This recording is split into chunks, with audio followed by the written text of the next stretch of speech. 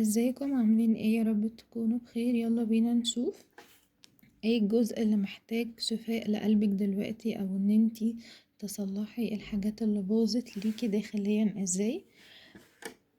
ما ننساش نتفاعل على الفيديو، اكتبولي في الكومنتات 3 تمنيات، واكتبولي ان انتوا بتستقبلوا طاقة الاستشفاء الداخلية، وايه الطاقة اللي انتوا نفسكوا تتحرروا منها قريب.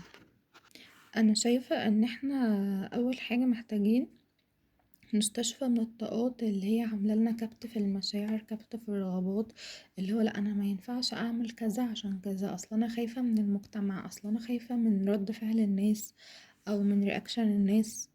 فانا شايفة ان انتوا الجزء اللي انتوا محتاجينه دلوقتي ان انتوا تتواصلوا مع نفسكوا بكل طاقتكم، ما تفكروش في حد خالص. شايفة كمان ان انتوا محتاجين تشتغلوا على الدارك فيمينين انرجي بتاعتكم، يعني من ناحية طاقة الأنوثة، لأن الموضوع عندكم يا جماعة مفقود. ممكن انتوا نفسيتكم مش أحسن حاجة،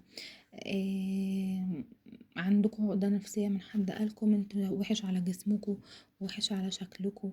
شايفة ان في ناس هنا اتعرضت لكلام maybe sexual شوية، أو نوع من أنواع التحرش اللفظي.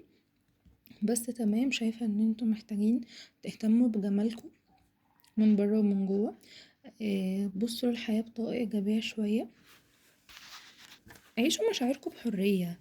مش معنى كده ان احنا نمشي غلط، لأ، يعني في الحدود اللي احنا عارفينها، في العادات والتقاليد بتاعتنا، احنا مش بتاعة الناس. يعني انتي لو شايفة نفسك صح والمجتمع غلط، لا، انتي ممكن انتي اللي تكوني صح وهما اللي غلط. على فكرة عادي، مش شرط هما اللي كلمتهم صح، ومش شرط هما اللي هما يقيموا حياتك.